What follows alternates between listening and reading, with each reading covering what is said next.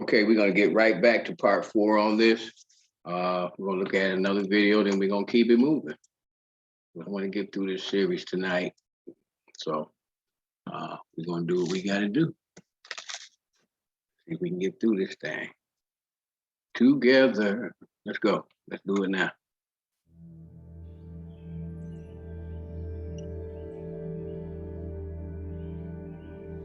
My son died so that you and you and you could see exactly what's happening in this world.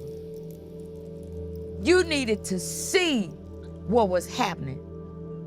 Sometimes the heart has to break for the truth to fall in it.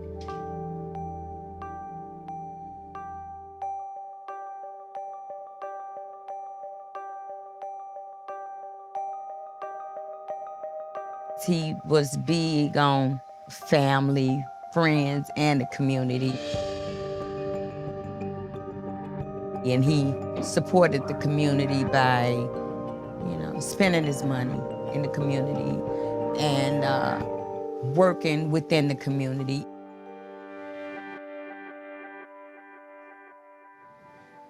Brianna she just was full of life. Everybody around her loved her, from the people she worked with, her friends, her family. Like, she loved to be around family.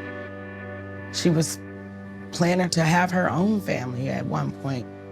She was getting prepared to go back to nursing school. She literally did everything right. Like, she had a plan for her life, and she literally was living it and doing just that. He was very intelligent. He was in his second year of college.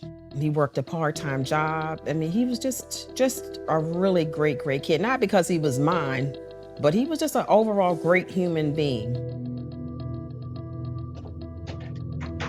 He loved animals. He loved his family. He was definitely the big brother, father to his siblings because their dad isn't really around like that.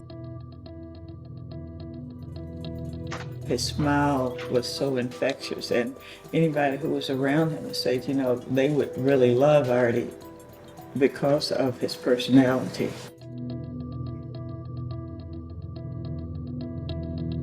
He would call me all the time. How do you do this? How do you do that? That's my baby boy. I miss him so much. I don't know if I can get through this all the way, because what happened to him was really, really wrong. Really wrong. My son was shot multiple times. My son was shot 5 times in his back and once in his butt. He hit every major organ my son has but his kidneys. Casey wasn't a threat to that man at all. You stuck the gun in the car and shot my son 5 times. Where he gonna go? What he gonna do? I got my seatbelt on. The door locked. At my son, they discharged their weapons 22 times, with 14 shots striking my son. It was horrible. It was to finally be able to go in there and just see all these bullet holes all over into the neighboring apartments, into the upstairs apartment.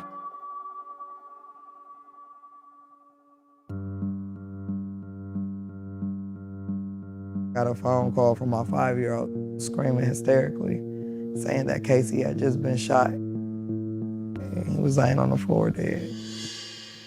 They wouldn't tell us if he was dead. They wouldn't tell us if he was alive. They kept giving us the runaround saying that your son is not at the hospital. He's not at the medical examiner's office. And we must have made about 6 or 8 calls back and forth. And the police kept calling saying, we're coming over. Do you have a son named Archie? I said, yes. We're coming over. I said, what's wrong? We're coming over. And then this always brings me to tears. I said, he's dead, isn't he? It was just a premonition. I said, because if he were injured or in the hospital, they would have said, your son is in the hospital. They sent me to the hospital. They said that she was on her way to the hospital. So I went there and waited for 2 hours to find out she was never there. She wasn't even on her way there. And I'm studying trying to get answers about my daughter, where she is and what's happening, what's going on. And for people to just kind of be like, oh, somebody will be with you. And it's heartbreaking.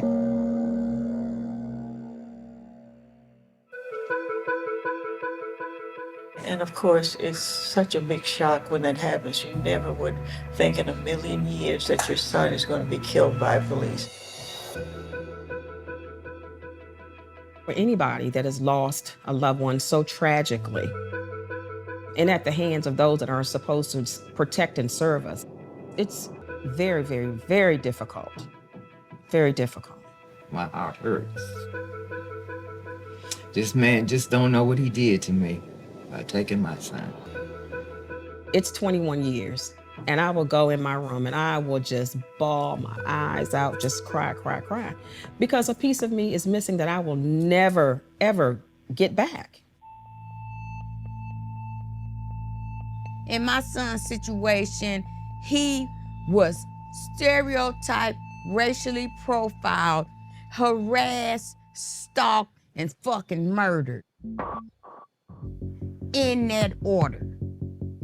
In that order. There is a difference in the way that blacks are treated when they're apprehended by police officers. I don't think you should be an exception because you wear a badge. I mean, if anything, you should be more held accountable more because you took an oath to protect the people. You took an oath to protect and serve, and you failed tremendously at that. And I'm disappointed with Maryland, the state of Maryland, for allowing this stuff to happen. Because if they did their job, my son would be here right now today. He didn't deserve it at all. This case, he did absolutely nothing wrong. We just want justice for our baby. The system has to change. There has to be some sort of reform. So this should never happen again to anyone. No one should ever have to experience that. So accountability is what's needed. Punishment for officers who break the law. Treat them the way you would anyone else. Let them have the maximum sentence that they can get, and a lot of these killings will stop.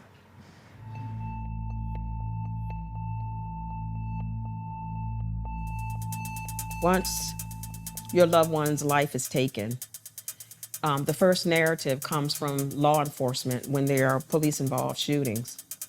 And what they do is they try to make your loved one out to be this terrible, awful person. In our case, there was nothing bad they could say about him. I want people to know that he was not a statistic. He lived for those 24 years, and they were the most enjoyable years of my life. That's the whole point of Say Her Name. Like, she's not a suspect. She's not who you said she was.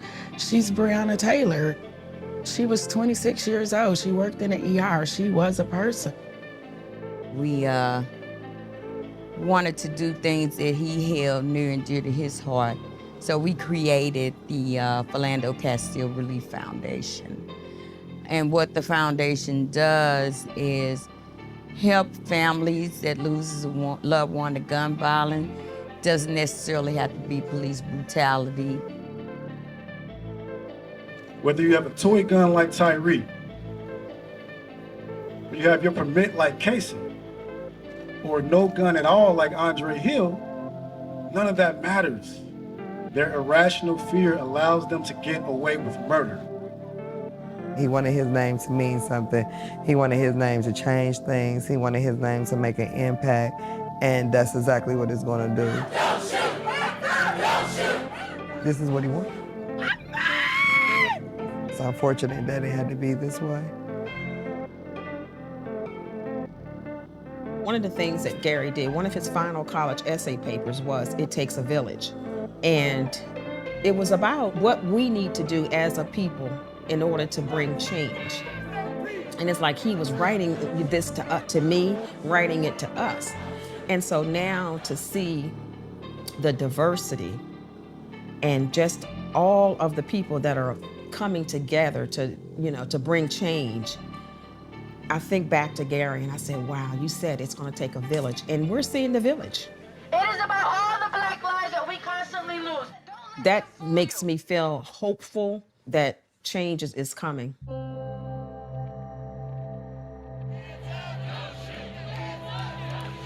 White folks out there, there's some light-skinned folks out there too, and it's a joy to see people coming together, for one purpose and one purpose only.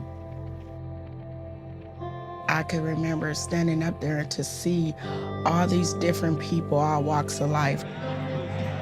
All I could think is, look at the world changing, because I've never experienced a time in my life anyway to have all these people come together, to have the same agenda, to all want the same thing, and be so heartfelt about it. It was just amazing. Like, I've never seen anything like it in my life. That gave me hope.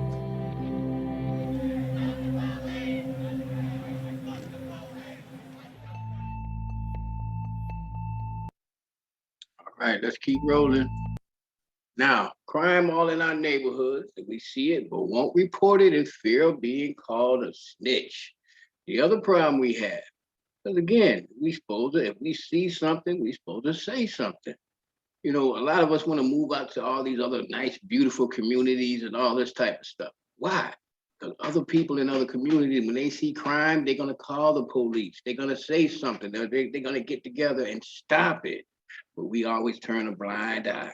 And this is why communities stay the way they are. We can't blame anybody else but ourselves with this. And when they don't want you there, right? The other places where you want to move to, because they're so nice and clean, no broken bottles, no paper strewn all over the place, nobody breaking in houses, you scream racism. When if you would be obedient to Yahuwah, they would be trying to live among you.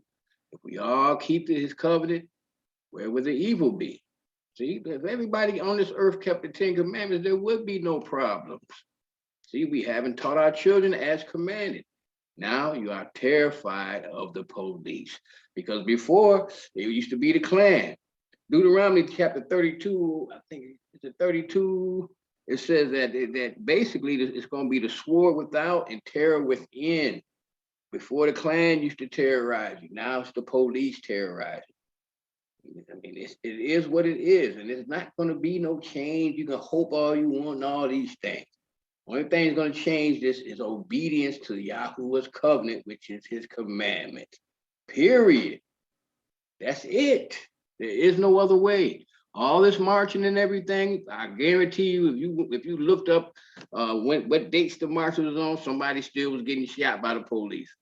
And then, like I always say, not just the police, we killing each other way more than they do. I mean, that's more terror. That's whenever one of us shoots the other one, and wherever, in whatever city, because it happens every night. Do you see all these people marching? No. You don't see nobody saying nothing. All right? So the police is just another instrument that Yahoo is using to terrorize us, to make us come back to him.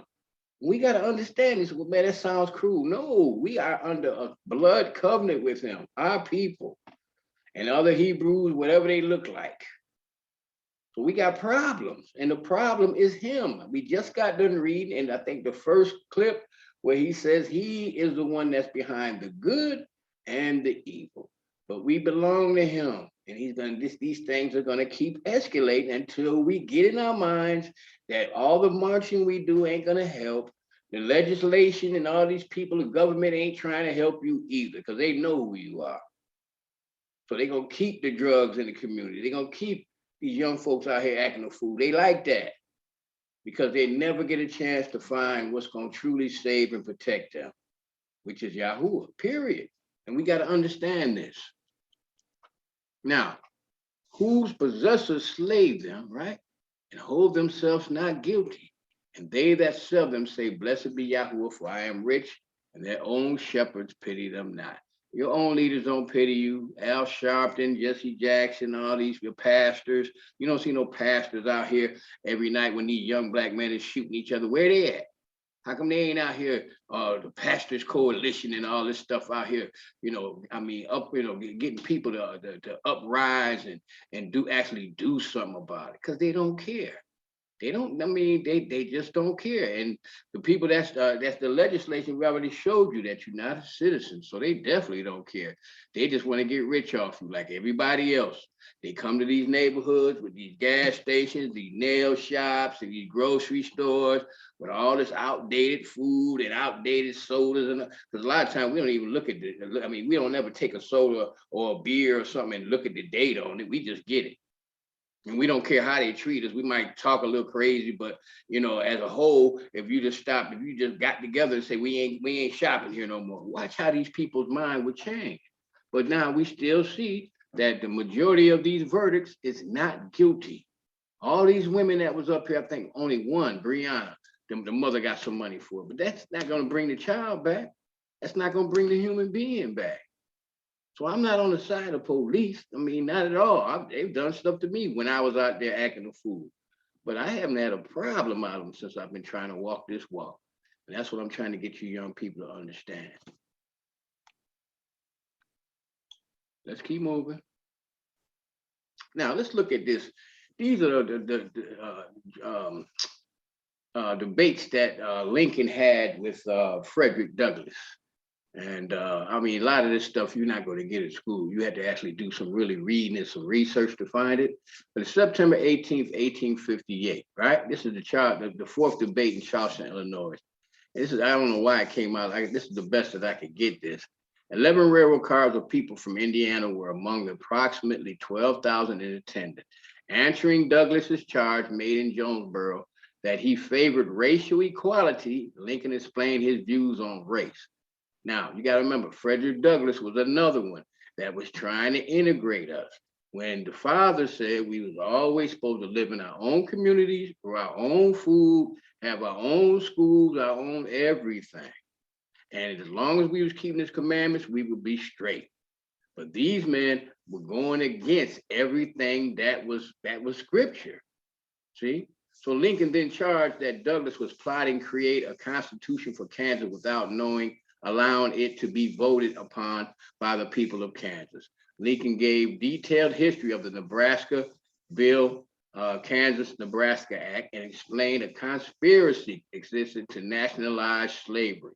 Douglass denied any conspiracy with Roger Taney, Franklin Pierce, and James, I want to say Buchanan, but it looked like Buchanan, and restated that the charge that Lincoln favored equality of the races. Now, the source is Neely M.E. Jr., 1982, the Abraham Lincoln Encyclopedia of New York. Now, let's keep rolling.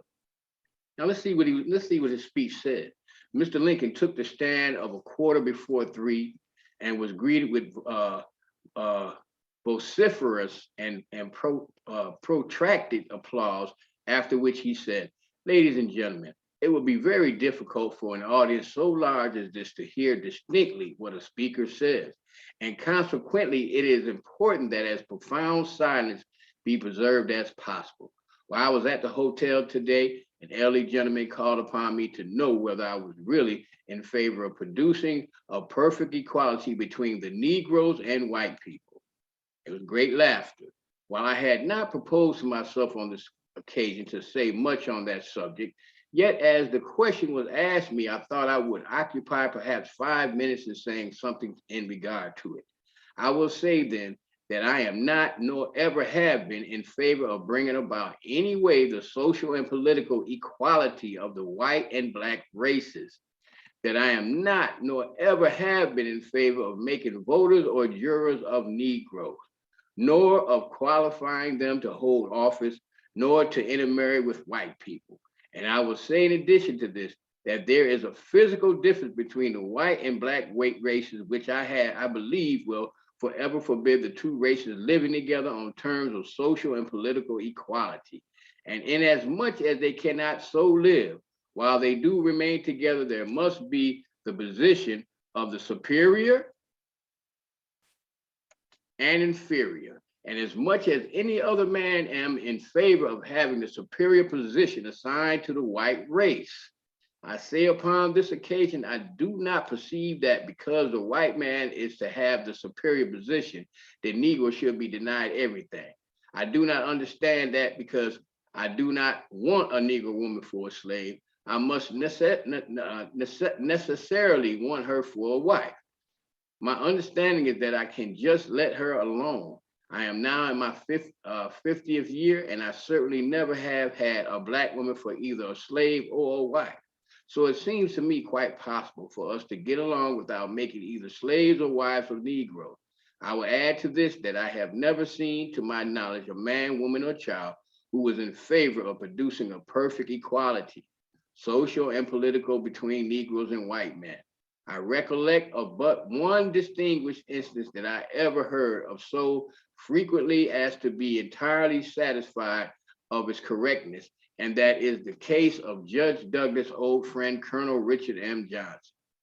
I will also add to the remarks I have made, for I am not going to enter at large upon this subject, that I have never had the least apprehension that I or my friends would marry Negroes if there was no law to keep them from it.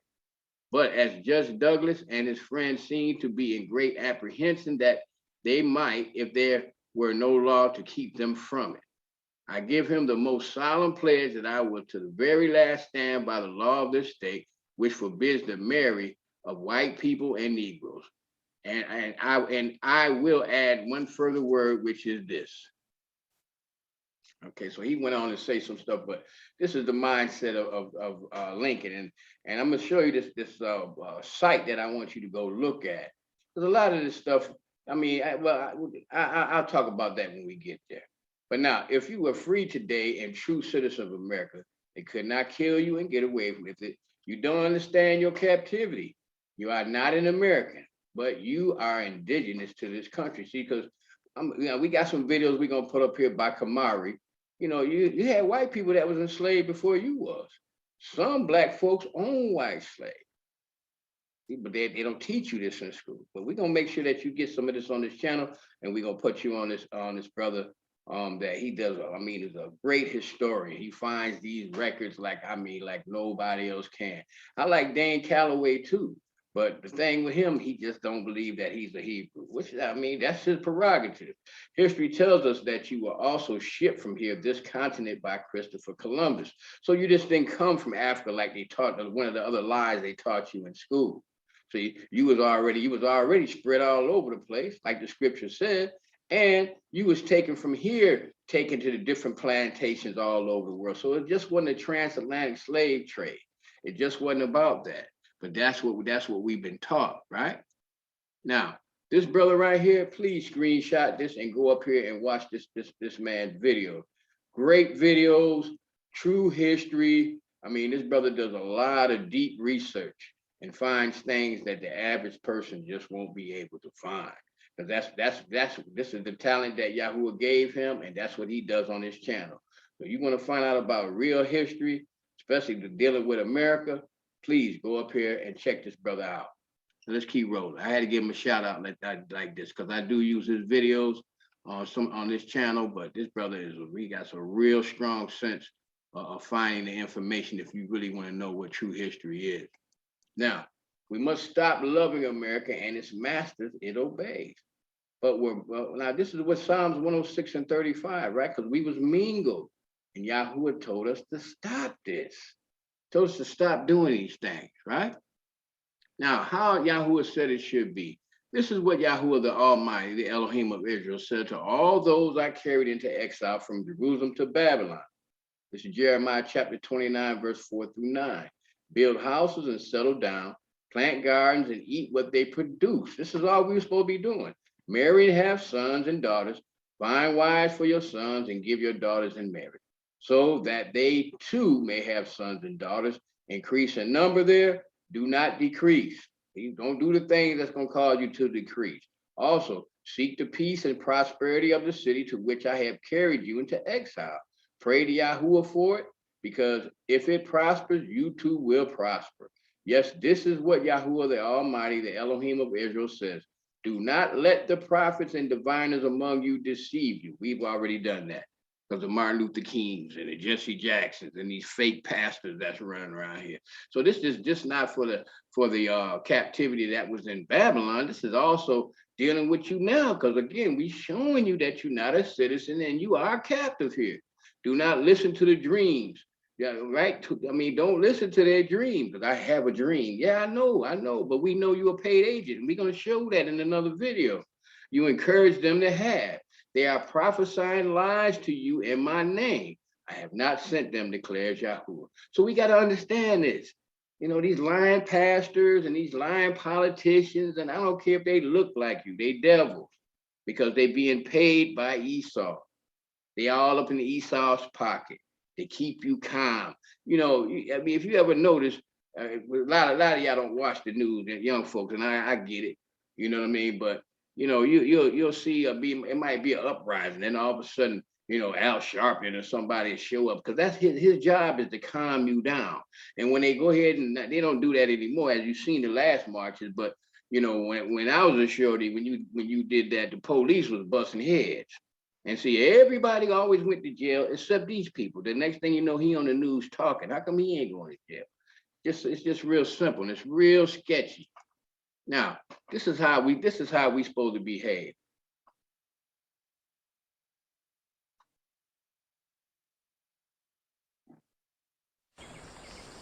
Wives, submit yourselves to your husbands as is fitting in the Lord. Husbands, love your wives and do not be harsh with them.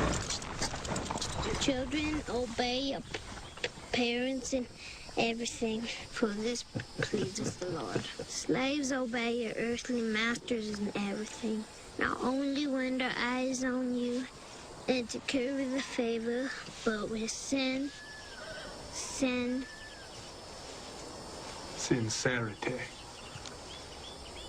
sincerity of the heart in referring to the Lord. Oh, I don't believe it. How old are you, boy? I ain't been on yet, sir. Pay up, gentlemen. It's dangerous, you know, teaching them to read. That's true. That Turner was taught to read. Nonsense. Let me show you. Boy, can you explain to me the meaning of what you just read? No, master. See? It's like a parrot reciting Shakespeare. Well done, Elam. Well done.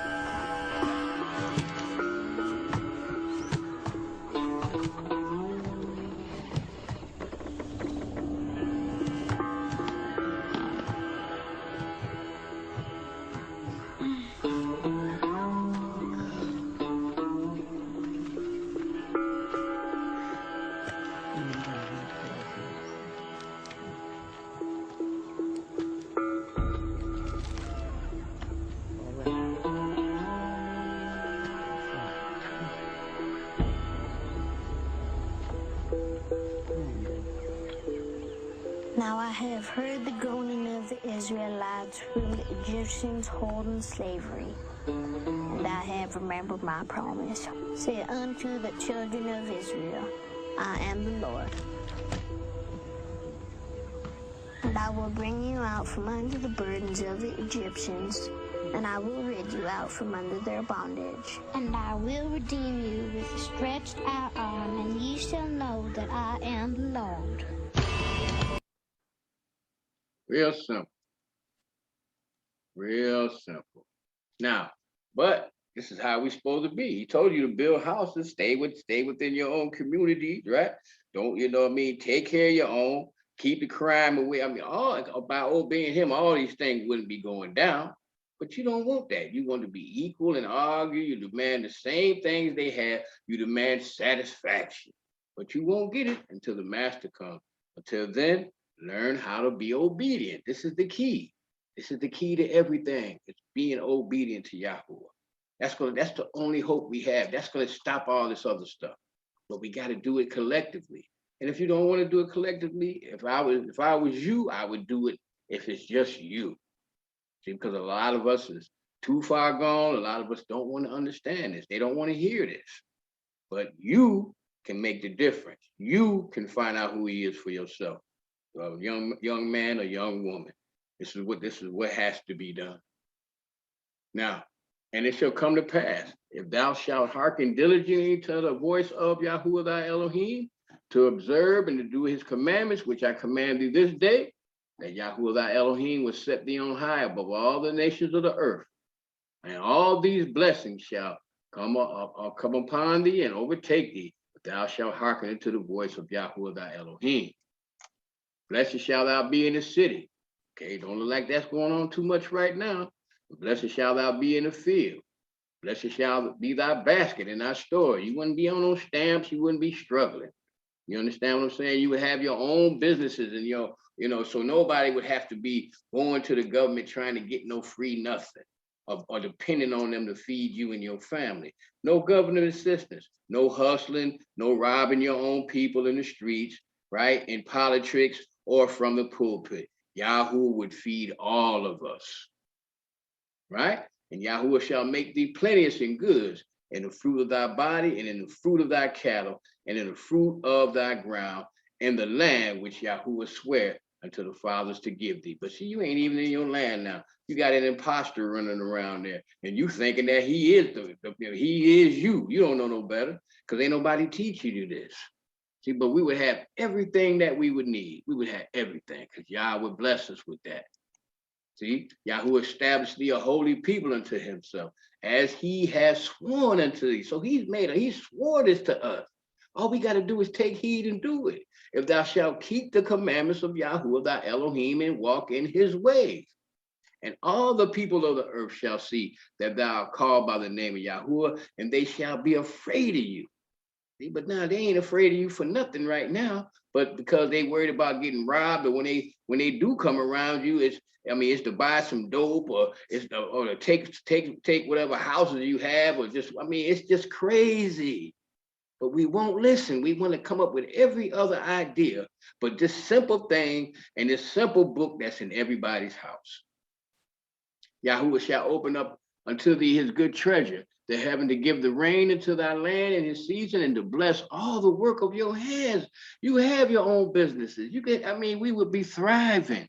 And thou shalt lend unto many nations, and thou shalt not borrow.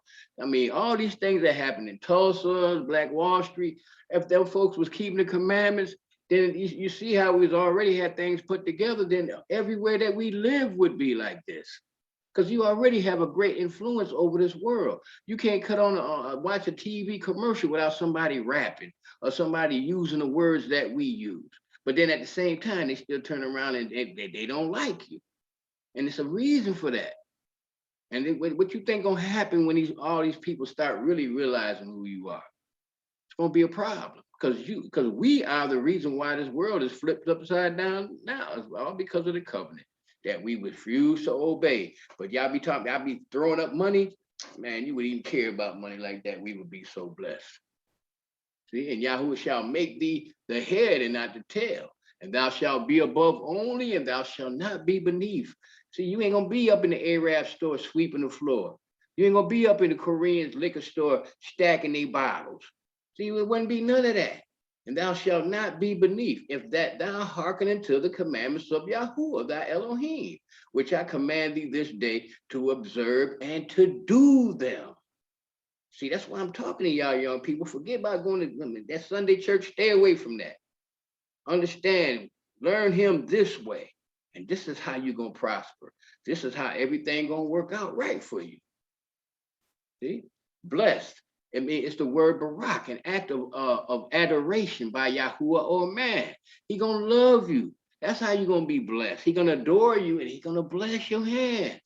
See, but if you want to be the head, that's the Rosh, the chief, top captain, first ruler's choice, chief of men, cities, nations, priests, or like a lot of young people say, like a boss. You'll be like a boss, see? But he said you'll be the head and not the tail. You won't be the end or the stump. And he's saying, hearken or shema, listen, hear, obey, understand, obedient, and be diligent about learning about me. Be diligent about obeying me. The commandments is H number 4687, the mitzvah. precepts, law, ordinance, code of wisdom. That's your wisdom. It's his commandments, which is the covenant. If we did this, or if you do this, you're going to have success. Everything he just told you, everything you put your hand to is going to prosper. You won't have to go, I mean, like going to school and getting these $100,000, student loans. Now you swamp down with all this. I mean, we wouldn't even have to be dealing with that. We can go to our own folks and get loans. You know what I'm saying? And it would just be, I could see it so plainly. But I'm just telling y'all, this is what it's going to take. All that hoping stuff is not going to do anything. You could live the life like the nation that you truly desire, except it would be righteous, clean, and the nations would flock to you to hear of your Elohim. I was just in the bank the last three weeks, back and forth. I had some business I had to take care of. I watched these Indians come in there, and everyone that came in there, they were sending $100,000 over to India, or they was taking them in the back room to count this money. You can't do that, right? You can't do it. It's a handful of us might be able to, but as a people, But all the ones I seen came in there, they banking. See, because they come here, they go to school, they learn and they understand the system. They stay to themselves. See, they do all the things you were supposed to do, but you just refuse to do that. And for the ones that do get it, you so selfish, you don't even want to help. You don't even want to come back to the community that you lived in and before you escape and come back and help nobody. That's why the young folks don't respect it. Blessed shall be thy basket and thy store. Blessed shall thou be when thou cometh in, and blessed shall thou be when you go. No matter where you go, you will be blessed. He would adore you. Yahuwah shall cause thine enemies that revolt against thee to be smitten before thy face. He would take care of all that. They shall come out against thee one way and flee before thee 7 ways. Yahuwah shall command the blessing upon thee in thy storehouses, and in all that thou settest thine hand unto, and he shall bless thee in the land which Yahuwah thy Elohim giveth thee. Just that simple. Your family will prosper, all these things. Now, we're going to stop right here, and we're going to come back and finish this thing. I'm hoping y'all getting something from this. All right, shalom.